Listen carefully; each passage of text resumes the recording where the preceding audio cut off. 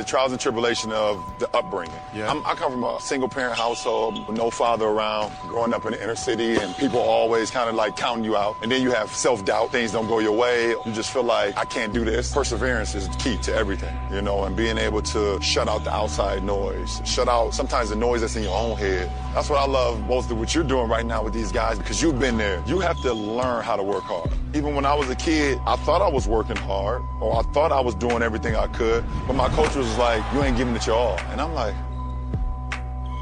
not. I went in every drill, you know, but he's like, you're not doing it, you're not giving it your all, because I know there's more left. I can do more. Practice started at 10, I'm here at 8:30 putting in work. Practice is over at noon, I'm still here on the court. When you're successful from working hard, you want to do it more. La radio qui vous parle de NBA, c'est Radio Off Basket. Le basketball, c'est mieux à la radio. La radio qui vous parle de NBA, c'est Radio Off Basket. Le basketball, c'est mieux à la radio. And there is the man of the hour in probably the most anticipated debut of any first-year athlete in any sport. LeBron James will put it on the floor for the first time in a regular season game tonight. Bounce pass to LeBron. Milestone for LeBron James, youngest player ever to reach 10,000 career points. LeBron with a pull-up. James hit it. The youngest in NBA history with 20,000 career points. Congratulations on 20,000.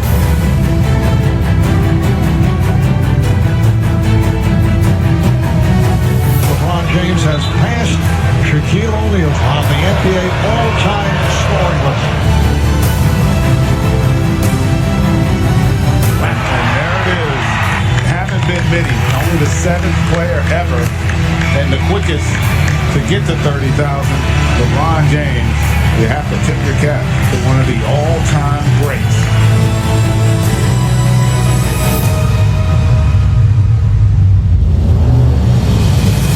LeBron one-on-one with Cunningham, pulls up and hits it. And that's it. He has passed Dirk Nowitzki now on the all-time scoring list. 6th all-time. LeBron, here he goes into the lane. And count if it goes, he goes! He's tied Wilt for number 5, and he can pass him with a free throw. The 5th leading scorer in NBA history, passing the great Wilt Chamberlain.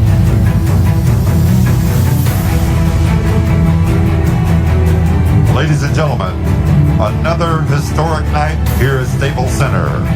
At the 5:38 mark with his basket, LeBron James moved past Michael Jordan into sole possession of 4th place on the NBA's all-time scoring list.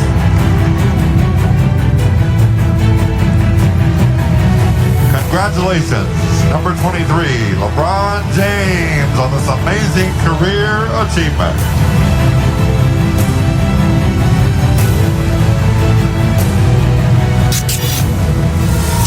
La radio qui vous parle de NBA, c'est Radio Off Basket. Le basketball, c'est mieux à la radio.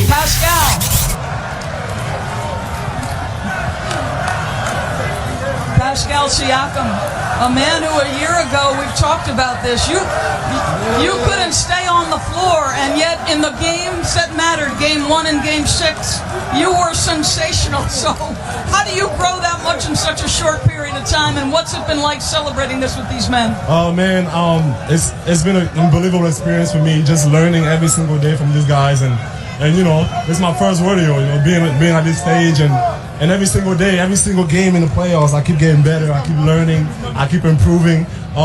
It's just great, man. Amazing for Cameroon. You see the flag, and you know, Africa in general, to be here and be able to celebrate with these guys. Amazing. Congratulations. La radio qui vous parle de NBA, c'est Radio Off Basket. Le basketball, c'est mieux à la radio. The level of commitment that this guy has shown. Let me shut up.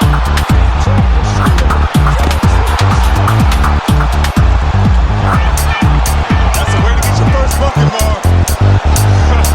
The steal and the finish. Allow me to introduce myself.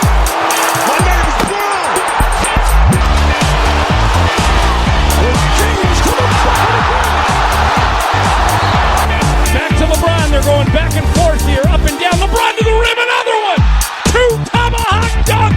Bienvenue la famille, bienvenue à toute la famille du basketball. Merci les amis, merci d'être connectés pour ce live. Vous êtes bien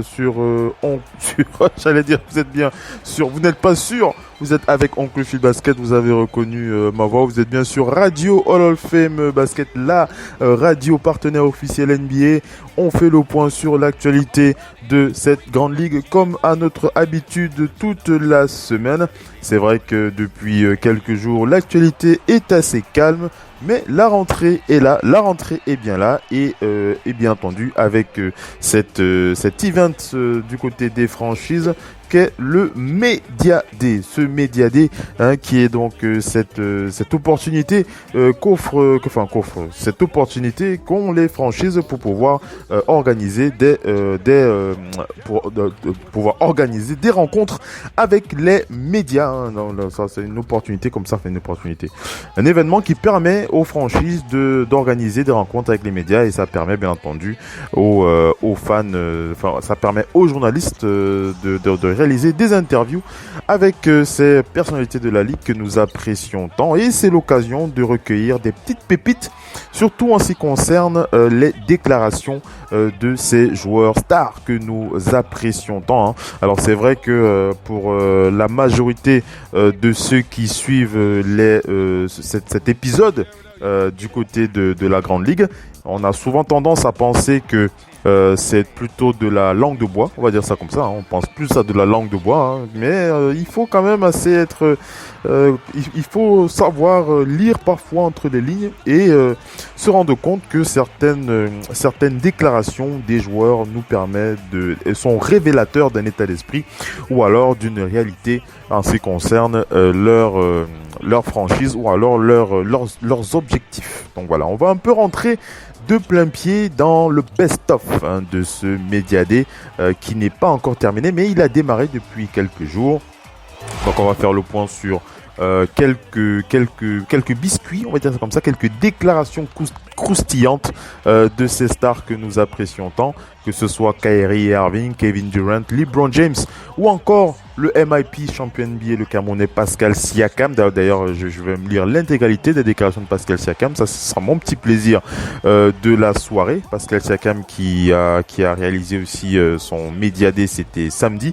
On va partager avec vous ces déclarations. Et ça fait toujours plaisir d'écouter Pascal Siakam, même si je continue de me rendre compte que il ne répond pas toujours aux questions assez clairement, Pascal Siakam. Mais bon, ça c'est un autre débat. On va enchaîner avec. Je vais vous présenter les panélistes. Missy depuis Paris qui est avec nous ce soir. Missy, comment vas-tu? Bonsoir. Bonsoir à tous les auditeurs. Ravi d'être parmi vous. On suit évidemment le Media Day. Mais ce soir, je voudrais profiter de cette soirée pour mettre à l'honneur deux mamans championnes du monde. C'est pas leur premier titre mondial d'athlétisme, c'est plutôt leur multiple titre d'athlétisme, mais c'est évidemment leur premier en tant que maman toutes les deux. Allyson Félix qui a été pour la 12e fois médaillée dans un championnat du monde. Et la médaille d'or est venue avec le relais mix américain. Et Shelly-Ann Fraser, 2 ans après avoir eu un enfant, a eu un 4e titre sur 100 mètres. C'est du jamais vu. Elle a dominé la course du début jusqu'à la fin. Il y a 2 ans, rendez-vous compte, elle a couché, elle n'était pas du tout là. Son fils de 2 ans était en ce stade de Doha. Cette compétition qui est extrêmement décriée. Et autre chose, on a vu rapidement, on a vu le jeune Zango médaillé au triple saut avec un record du monde, un record des championnats d'Afrique à 17,67 m. Jamais un Africain est allé aussi loin dans un triple saut. Il est entraîné par Teddy Tamgo, d'origine camerounaise et ancien lui-même champion du monde. Voilà une belle Voilà. Voilà, merci Missy pour ce big up. Allez, on enchaîne avec la suite du talk show. Alors, en première partie de cette émission, on va analyser ces belles déclarations très intéressantes qui ont parfois déçu ou alors plu aux panélistes. Et ensuite, on enchaînera avec quelques news si on a un peu de temps. C'est vrai qu'il y a beaucoup de choses à dire. Allez, restez connectés. À tout de suite. Jason Tatum putting it down with 5.5 remaining. Oh my goodness! La radio qui vous parle de NBA, c'est Radio Off Basket. Le basketball, c'est mieux à la radio.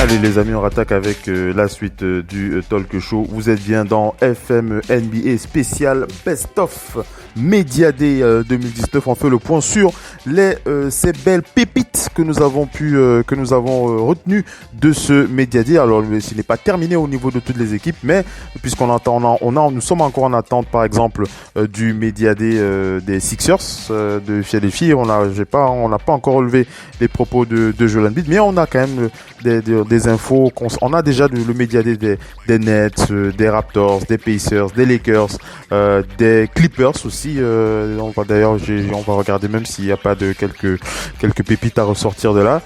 Mais voilà, on va faire le point déjà sur ce qu'on a pu recueillir sur ces 2 ou 3 derniers jours et on va les partager avec vous. Alors avant de commencer par les petites pépites, et on va dire quand je parle de pépites, je fais allusion aux meilleures déclarations, les déclarations les plus intéressantes de ces 3 derniers jours en termes de Media Day.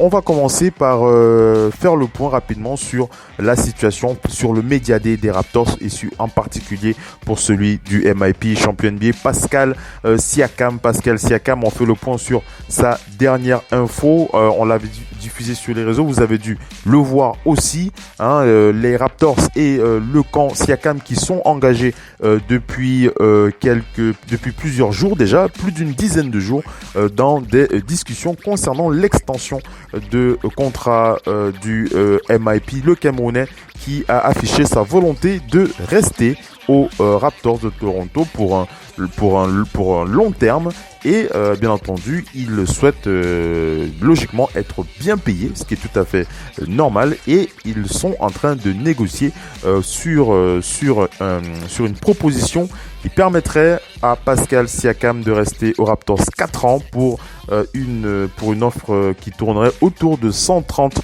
millions de dollars. Alors lorsqu'on a diffusé cette info sur les réseaux, on a entendu plusieurs fans, nous avons lu plusieurs réactions qui pensaient probablement que c'était le max. Et alors on va rappeler que ce n'est pas le max, ce n'est absolument pas le max, mais c'est une offre qui se rapproche du max. Il y a même une autre offre qui se discute. C'est l'expert Josh Levenberg, je crois que si j'écorche pas son nom, c'est comme ça qu'il s'appelle, qui a précisé qu'il y a une autre offre qui tournerait autour de 5 ans pour 175 millions de dollars. Donc voilà voilà ce que l'on peut dire pour les négociations entre Pascal Siakam et le front office des Raptors de Toronto. On va rajouter que Masai Ujiri a déclaré lui-même dans le Media Day que sa priorité sont de re-signer absolument Kyle Lowry et Pascal Siakam. Donc une véritable volonté des Raptors de ne pas se séparer du MIP, le Camerounais champion NBA Pascal Siakam, qui vraisemblablement va porter les rênes de cette franchise. On a hâte de voir ça sur le parquet. Déjà, après avoir écouté le commentaire de Missy, on va partager avec vous les déclarations de Pascal Siakam pour son interview, son Media Day. Si vous avez vu la vidéo qu'on a diffusée sur la page Oncle Phil Basket et que vous avez eu un peu de difficulté à décrypter la langue de Molière, on va traduire cette interview pour vous et ensuite on va enchaîner avec les autres déclarations clés de ces 3 derniers jours. Missy, la situation de Pascal Siakam, on en parlait en off. Tu veux dire un mot? Allô? Ça veut dire que... Allô? Vas-y. Oui.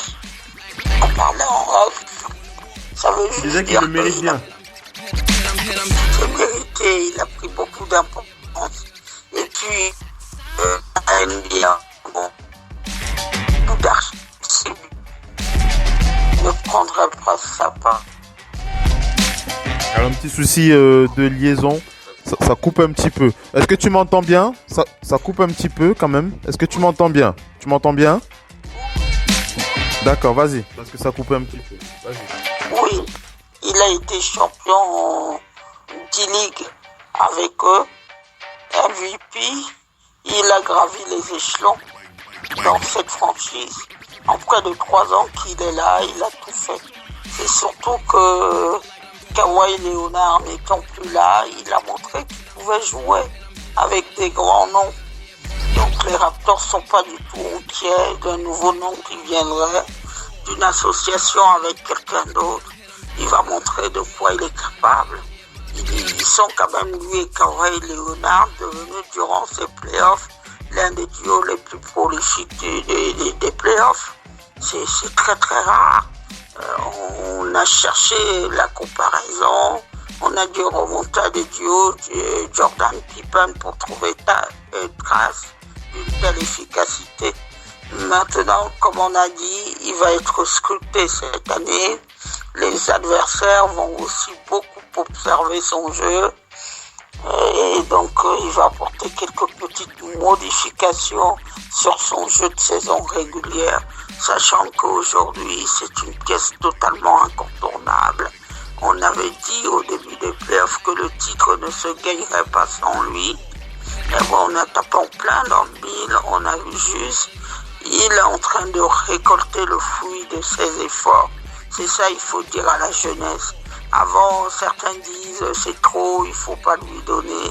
Mais avant de voir que tout ça, est-ce qu'il a droit, est-ce qu'il n'a pas droit, il faut mériter les choses.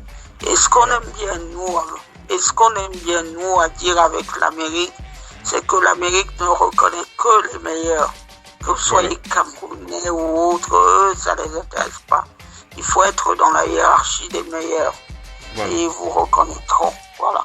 Allez, on enchaîne avec la traduction de son interview rapidement sur FM NBA. Alors la première question qu'on lui a posée à Pascal Siakam, c'est de savoir sur quel détail il s'est amélioré cet été. Pascal Siakam qui a répondu à cette question en précisant qu'il s'est concentré sur les choses sur les éléments sur lesquels il n'était pas suffisamment performant la saison dernière, à savoir mieux dribbler, savoir mieux prendre soin du ballon, améliorer son jeu au playmaking et surtout, très important, améliorer son adresse au shoot à mi-distance.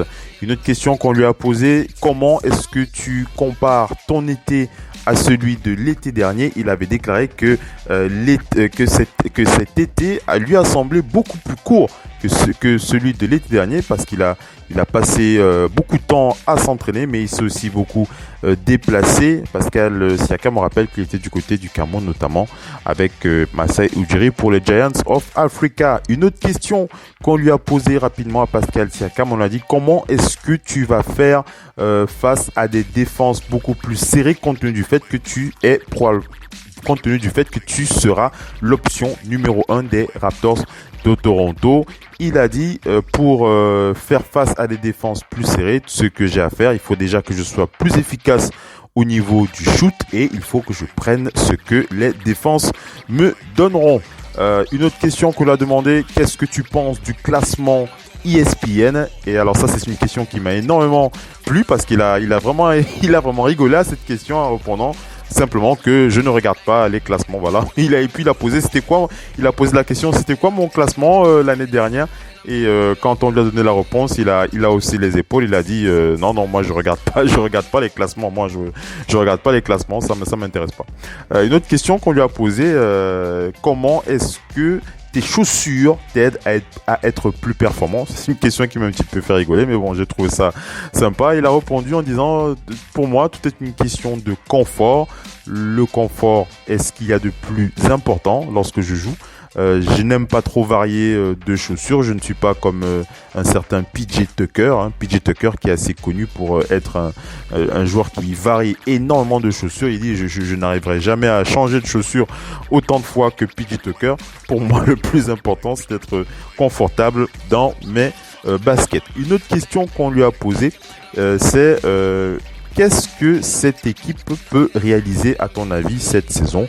Il a déclaré, plusieurs de nos gars sont revenus cette année, donc on va continuer à travailler et tout faire pour produire notre meilleur basket sur le terrain. On lui a posé la question, est-ce que tu as pu passer du temps avec le trophée NBA, ce trophée, comment ça s'appelle? C'est Naismith, j'ai oublié le nom de ce trophée.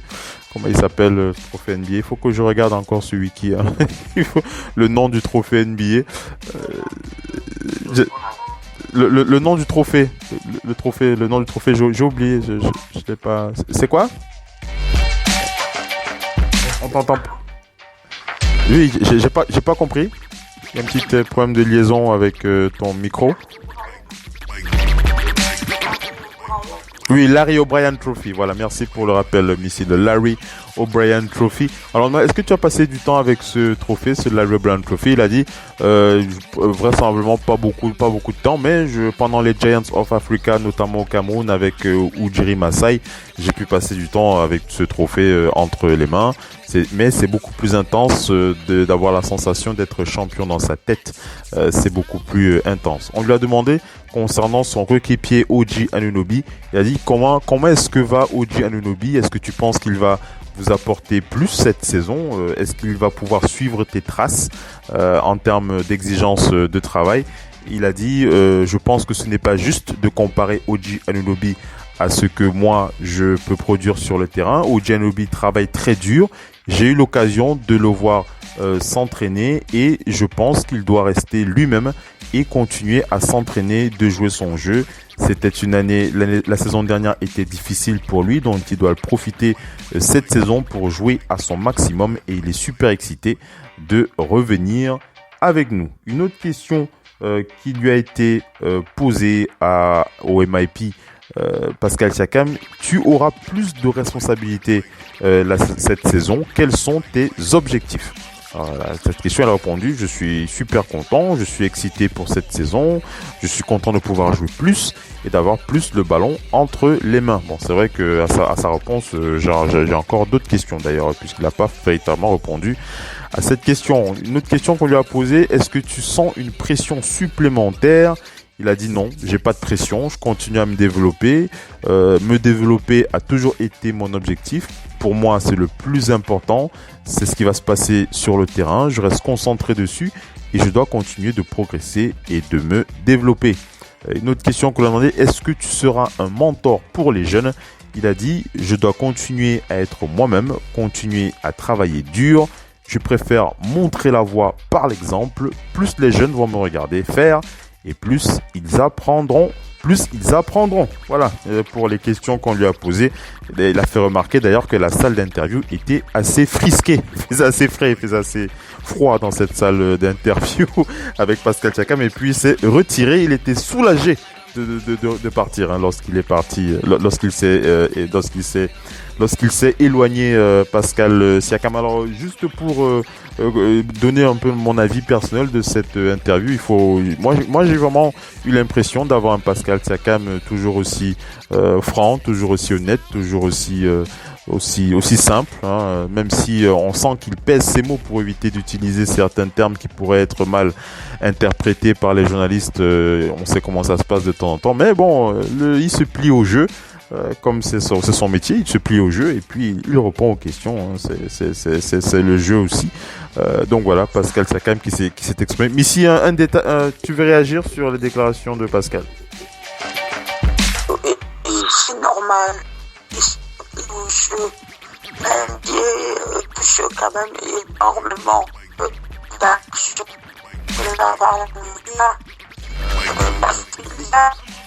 On a un souci avec le micro, je ne sais pas ce qui se passe, mais on t'entend pas bien. Je sais pas pourquoi, c'est peut-être la liaison. Vas-y, parle, vas-y. Allô? Vas-y, là on t'entend, vas-y. Oui, ce que je disais, c'est que la NBA touche quand même beaucoup d'argent de la part des médias, contrat télé, de 9 milliards sur 9 ans. Je ne sais pas si vous vous rendez compte, jamais aucune autre institution n'a touché autant d'argent. Quand David Stern a repris la NBA était au fin fond du trou.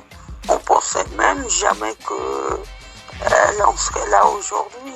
Elle a su prendre des bonnes décisions. Elle s'est réformée. Aujourd'hui, contrairement à ce que peut dire quelqu'un comme Kevin Durant, qu'il n'est pas trop favorable aux médias, mais il faut quand même venir parler à ces gens.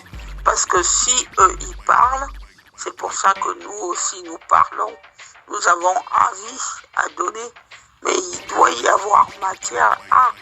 Même du temps de Michael Jordan, il n'y avait pas les réseaux sociaux, il y avait ces médias D où on apprenait énormément de choses. Donc c'est un passage médiatique obligé pour Pascal Siakam, obligé pour n'importe qui d'autre. On voit déjà les petits jeunes comme Marouf Moumine avec NBA Junior, ils sont déjà dans ces choses-là, dans les réseaux sociaux, devant les caméras. Ils commencent à parler.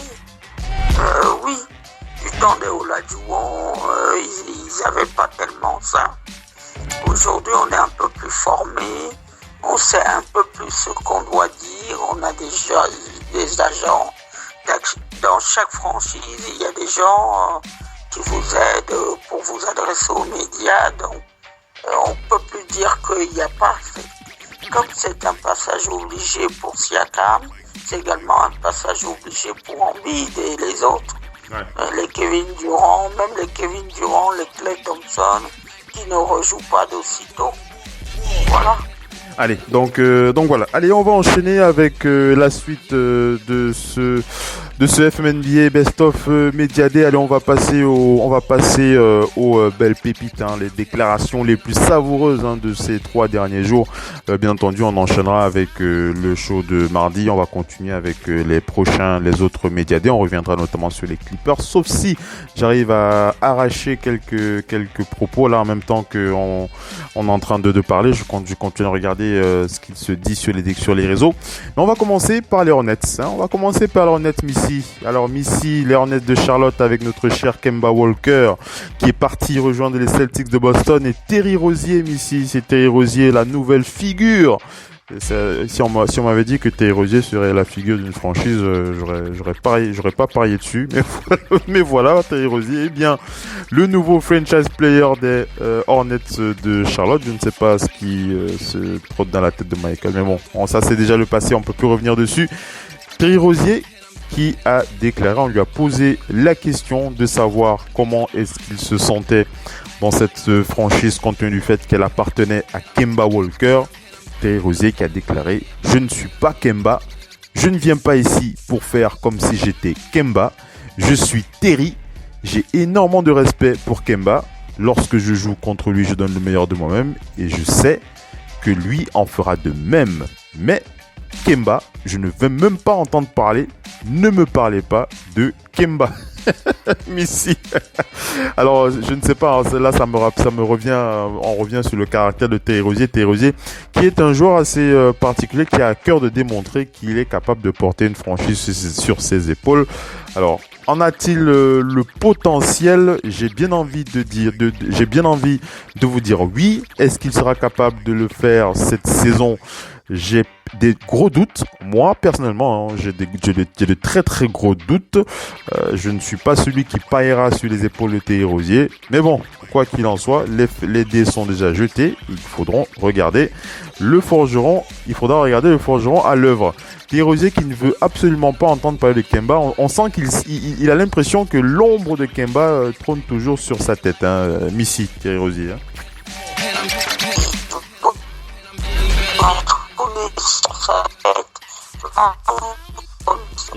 Ah, ça coupe beaucoup. Essaye de voir avec ton micro pour voir. Ça coupe dès que tu commences à parler, ça coupe. Je ne sais pas pourquoi. Attends, il y a un problème de liaison qui fait que on t'entend pas bien. Il y a un problème de liaison avec.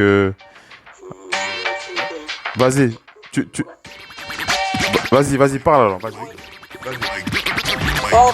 Ce que je disais donc, c'est que l'ombre de Kemba Walker va effectivement planer sur cette franchise et planer sur lui-même.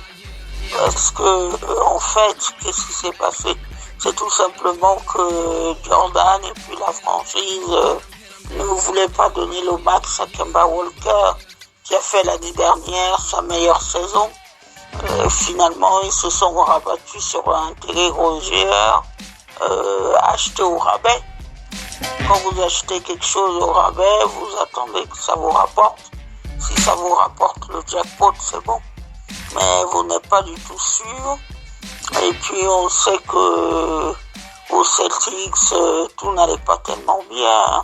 Il n'y a pas d'entente cordiale entre Terry Rozier et d'ailleurs Kyrie Irving. Le vestiaire était sans dessus-dessous. On lui souhaite d'avoir une saison beaucoup plus calme, qui le maintienne, qui le ramène aux fondamentaux du basket et du jeu. Et peut-être on verra s'il aura ça. Maintenant, il va falloir trouver les lieutenants dans cette franchise. Qui sera effectivement le lieutenant de cette franchise? Vas-y. Qui dans cette franchise? Nicolas Batum? À voir.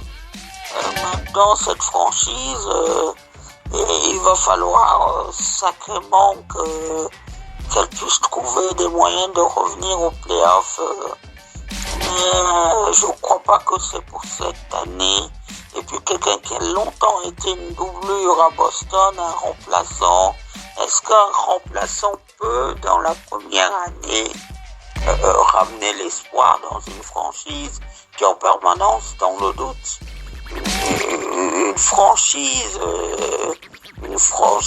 qu'adore Steph Curry, qui est finalement un enfant du coin, un enfant du pays, qui n'a finalement aucune intention un jour d'aller jouer au Charlotte Hornets comme son père. Le Charlotte Hornets était connu dans le temps pour être une franchise qui justement a eu des joueurs comme Maxi Bucks, des petits joueurs, des gens tout à fait bien qui ont amené la franchise loin, qui allaient au combat. Là, c'est problématique au jour d'aujourd'hui. L'état d'esprit originel de cette franchise est-il toujours là? C'est vrai que la franchise a été rachetée par Michael Jordan, qui on a appris il n'y a pas longtemps, a revendu ses parts.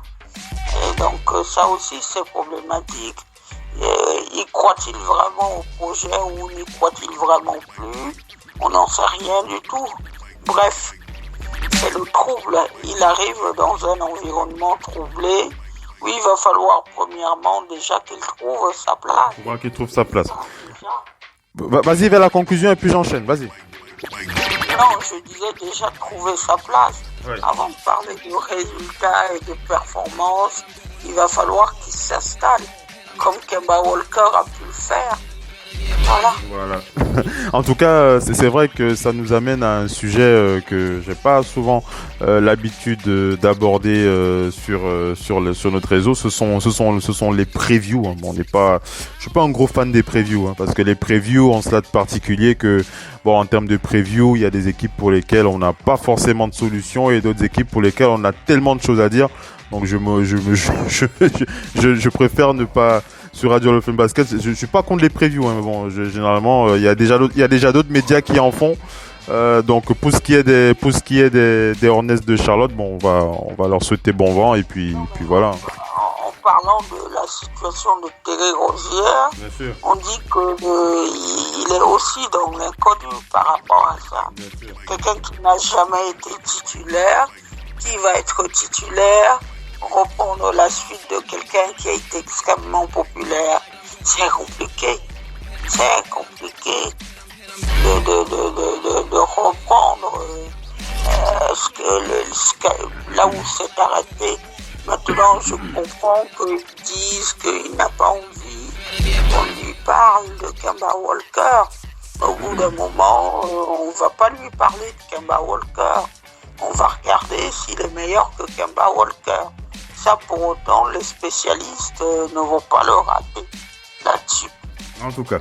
Allez, on enchaîne avec les Nets de Brooklyn avec les déclarations de Kyrie. Alors, les déclarations de Kyrie, c'est un personnage assez, je sais pas si je vais dire un personnage particulier, mais il a quand même des réflexions parfois. On a parfois tendance à se demander s'il y a de la sincérité ou alors s'il y a, excusez-moi du mot, mais un peu de la sincérité ou alors de la naïveté, on va dire ça comme ça. Alors moi, vous comprendrez pourquoi. Alors je vous donne rapidement quelques déclarations clés comme ça. On va enchaîner rapidement. L'une des déclarations qui attire mon attention, ça concerne d'abord la blessure de KD. La blessure de KD avec les Warriors de Golden State, où il a dit la blessure de KD en finale, où vous vous souvenez, hein, KD qui n'était pas apte à jouer, les Raptors et les Warriors avaient pris la décision de le faire jouer pour tenter de gagner un match, ce qu'ils avaient même réussi à faire. Kyrie qui a dit: nous savons tous que Kevin Durant n'était pas prêt dans cet environnement, nous le savons tous, que les gens veuillent l'admettre ou non, il a été out pendant 31 jours et nous le mettons sur la plus grande scène nationale lors des finales NBA pour vendre un produit qui était là avant lui. Je suis ici pour empêcher ça. Je vais être le protecteur de Kevin Durant toute l'année. Je ne vais laisser personne s'infiltrer dans notre cercle. Nous avons des attentes et bien évidemment, il fait intégralement partie de l'équipe, mais nous allons attendre. Je vais être très patient avec Kevin. Alors, moi, c'est une déclaration qui m'a bien fait rigoler, Missy, dans le sens où,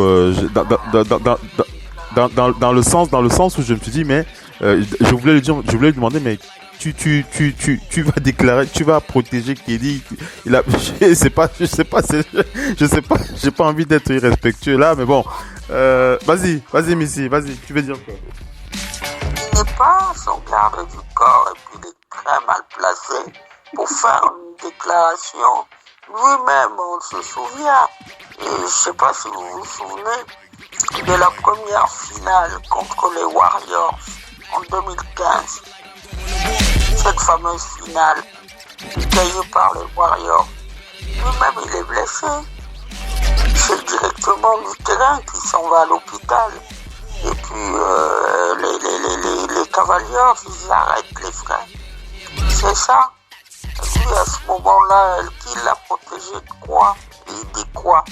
Il est en train de dire aux gens qui payent des millions pour qu'il y ait le spectacle, qui donnent des millions, en train de leur dire: ah ben c'était pas bien du tout de laisser KD jouer. KD jouer parce que c'est le spectacle.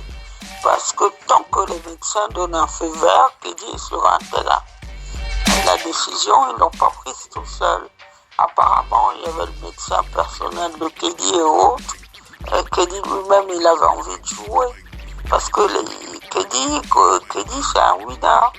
Il allait aux Warriors pour gagner des titres. Et il pensait que ça allait être encore possible.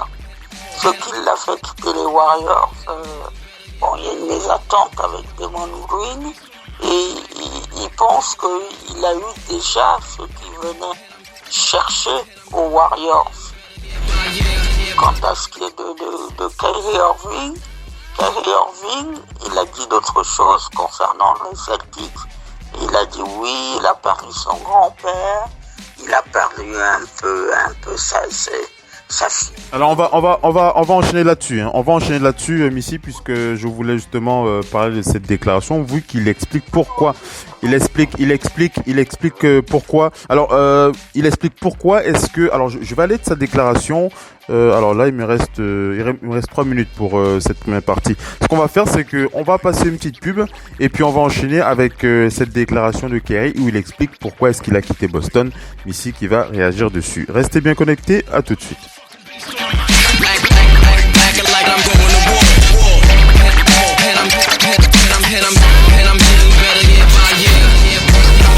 La radio qui vous parle de NBA, c'est Radio Off Basket. Le basketball, c'est mieux à la radio. The trials and tribulation of the upbringing. Yeah. I come from a single-parent household with no father around, growing up in the inner city, and people always kind of like counting you out. And then you have self-doubt. Things don't go your way. You just feel like, I can't do this. Perseverance is key to everything, you know, and being able to shut out the outside noise, shut out sometimes the noise that's in your own head. That's what I love most of what you're doing right now with these guys, because you've been there. You have to learn how to work hard. Even when I was a kid, I thought I was working hard, or I thought I was doing everything I could, but my coach was like, you ain't giving it your all. And I'm like, not. I went in every drill, you know, but he's like, you're not doing it, you're not giving it your all, because I know there's more left. I can do more. Practice started at 10, I'm here at 8:30 putting in work. Practice is over at noon, I'm still here on the court. When you're successful from working hard, you want to do it more. La radio qui vous parle de NBA, c'est Radio Off Basket. Le basketball, c'est mieux à la radio. And there is the man of the hour in probably the most anticipated debut of any first-year athlete in any sport. LeBron James will put it on the floor for the first time in a regular season game tonight. Bounce pass to LeBron. Milestone for LeBron James, youngest player ever to reach 10,000 career points. LeBron with a pull-up. James hit it. The youngest in NBA history with 20,000 career points. Congratulations on 20,000.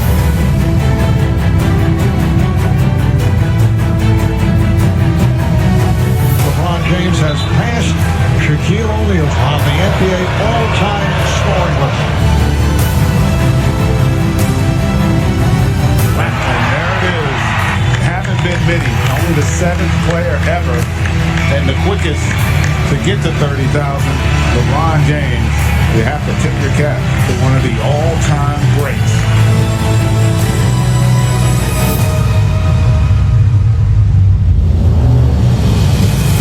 LeBron one-on-one with Cunningham, pulls up and hits it. And that's it. He has passed Dirk Nowitzki now on the all-time scoring list. 6th all-time. LeBron, here he goes into the lane. And count of it goes! He goes! He's tied Wilt for number 5, and he can pass him with a free throw. The 5th leading scorer in NBA history, passing the great Wilt Chamberlain.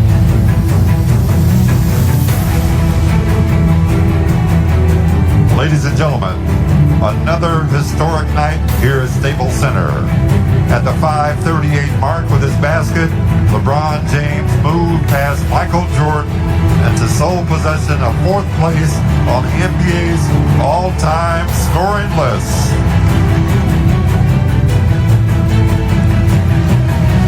Congratulations, number 23, LeBron James, on this amazing career achievement.